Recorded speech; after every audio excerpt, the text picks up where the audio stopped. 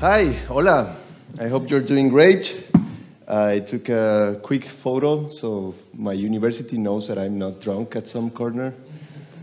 So I hope it's okay with you. So I'm a PhD candidate at the Universidad Autónoma de Nuevo León. It's in a city called Monterrey. I'm from a city called Saltillo that no one knows about it, even in Mexico. So nice to meet you. So a little bit of context. I'm an actor. I've been doing this for 11 consecutive years, professionally level. But people like to say I was in a play when I was a kid, so I have 30 years of experience, but that's not true. I'm just been working for 11 years in theater in Mexico, northern Mexico, northeast Mexico especially.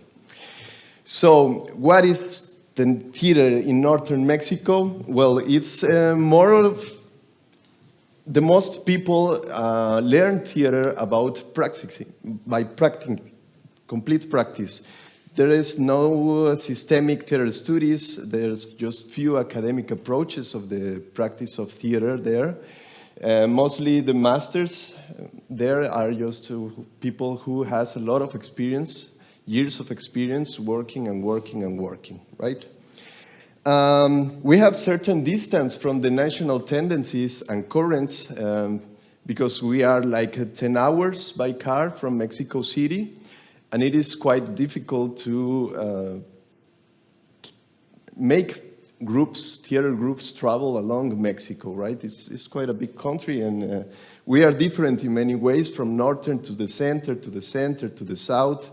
It's a lot of different worlds going there. So I will specifically pay attention to what I know, that is northeast of Mexico. So there's also an abundance of commercial theater there, just theater for entertainment, okay? And there's this kind of battle to be the best theater group there and to prove that we are really good, and this kind of artistic search to auto-legitimize ourselves, right? To be fair, we have constant participation in the National Theater Showcase. They made like a state showcase, and then the winners of those state showcase are driven to national showcase, yes? So we have had the opportunity to constantly be participating in national and in the national level. I have heard from criticals in Mexico that the northern actors have this kind of soul, yes? And here's where I'm starting this search. What is that kind of soul that they are talking about? Once this critical told us that the theater must be alive. But how can it be alive? What does that mean, right? So that starts my search for a quality theater. In this context, I have to point some other things. We are a society that is based, or its cultural base is government support. It's hard to live from theater. People doesn't go to theater that much, and I think I've found some similarities here. So you have to have some certain scholarship or economic support by the government. But there is also, in my city, is one of the cities with a higher suicidal rates. It's an industrialized city, so you have this kind of competence, constant competence, and needing for self-validation through achievements in a socially understood way, to success, to do something, to be always on demand, always trying to achieve money and good cars and all these kind of ideas. So there are some studies that links that kind of, these two special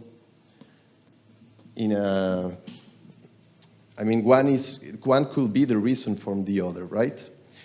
You can see a lot of lack of social integration. 2 days ago, this was this accident where a guy in a motorcycle crashed in the middle of the big road, and cars just passed through him and above him, and no one stopped, and it took like 6 hours for somebody to collect the body. So you can see there a real disconnection, or at least a real lack of social integration. That could be a wide topic with the narco thing and everything, but I'm not going there. So I found something in the theory of Artaud. Have you read Artaud? Antonin Artaud. He was an actor, a French actor, and he developed most of the disruptive theater theories. He talked about an esoteric theater in his book. So he calls his theater esoteric. And he was in the search for a spiritual experience through theater. He believed that theater was a kind of a double of reality where you can play with other forces and confront society to look itself through a mirror, of theater mirror, and ask themselves some questions. But also he talked about experience. So I'm trying to get back again to this, what is this life, what is this experience that they talk about that you must have to have a really good quality theater. So I came up with 15 questions and I asked some colleagues, some of the most high consecrated theater performers, and some that I personally believed that maybe they didn't have that enough experience, but they were quite good in the acting, and they make me feel something, right? And I asked them 15 questions, and trying to understand what they were looking into theater. Why do they are doing theater? What do they feel when they are doing theater? And some answers popped out that really caught my attention. Some of them questioned this fiction versus reality topic, the truthness of fiction. So when you act, you're not lying. You're supposed to be as truthful as possible as to your own reality or to your own interpretation of the fiction, right? The encounter with myself, a communication of the truth between humans. These theater performers believe that there is a connection between the audience and the performer, and something magical happens where you are connected in some different level that just the word and just not just the story, but something else. And you can find that in Artaud theater theories too. Disappearing every night and keep on existing. That's a really interesting question, answer, sorry. So how do you disappear every night and keep on existing? And they have this sense that when you act someone else, you have this division of consciousness, and you're aware that you are the character, but at the same time, you're aware that you're an actor interpreting someone else. And I found it really interesting and really esoteric that answer, right? Discovering myself through the character, lending my senses and open to the encounter of his and my consciousness. So here is another evidence of this kind of knowledge of a different consciousness inside oneself through the performance, right? A dialogue between character and performer. So this division between one part of yourself to the other part of yourself. The here and now as a way of connecting with an audience. This is quite interesting. So they believe that to give life to the theater performance, you have to keep fully attention to this moment, right? To be fully aware of what is happening in you, within you, so you are able to distinguish these two consciousness, but also to be aware of the energy of the audience, of the presence of the audience, to really be aware of the connection between them, right? Discovering truths of both character and actor through repetition. So we have again this truth thing and the distinction between yourself. Openness in order to not react spontaneously. Freedom of ideas, preconception, and prejudice as limitants of being characters of the theater of the world. This is a concept that also has been found in some esoteric currents, that a reality is like a theater play, and we are all characters playing it, right? A profound connection with everyone and everything, including the audience, excitement and freedom, catharsis through symbiosis between character and actor, the unconsciousness of the consciousness, and vice versa. I know that I am the one that is there, but I have to renounce to me. When we represent another, we found things of us that were unknown. A division between who I am interpreting and myself, even if I know that I'm not ceasing to be me, feels like there is another me. The notion of being divides between the line of action of the performer and the life of the character. And the word that they repeated the most was freedom. So I put freedom, freedom, freedom. So how can I explain it? I just found some interesting ways of how the theater studies works, because they are most based on experience and perception. But there is this kind of a scholar approach that is investigation to action. So you develop these certain studies of a theoretical manner, and then you lead it to some practice to see if it works or if it does not work. For example, and Eugenio Barba, that has a direct influence here, he, in his book of Anthropology of Theater, he's just answering himself some question that he's making about where is the energy of the actor, what does being a good actor means, yeah? Grotowski also, its main focus is to question what is to be a great actor. He starts to deconstruct the theater, the meaning of theater, of the standard theater, to reach a conclusion that theater is the connection between the actor or the performer and the audience, and nothing else matters. That is the most profound connection.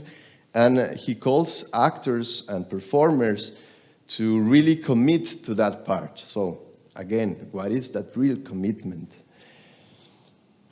So the next question that it came to me was, can we replicate it? So I took, as Bjarke told, I took some ideas of Hanegraaff's interpretation of the corpus hermeticum, and also the theories of Antonin Artaud and Jerzy Grotowski. That Jerzy Grotowski studied at Artaud in any way, but he developed a new way of understanding this sacredness, that you can reach it through the proper use of the body and the deconstruction of the body. So this deconstruction is one of the things that I found most common between these three theories and the idea of the theater of the world. So the idea that I found in esotericism or hermeticism, Hanegraaff hermeticism, is the construction of the self through representation of a false self. So if we are characters in life and we start deconstructing what we are, then what is left? Yes? So they both talk about an experience, something that you can feel, and it's a sacred experience. And it's a secret. It's an experience that you cannot talk about it, that you can only feel, yes? So I try to replicate that, but more questions comes. What is reality? Who is the observer? What is that connection that they talk about? What is the definition of the self? What is the lack of control of the life of a character? How is to let life go through you?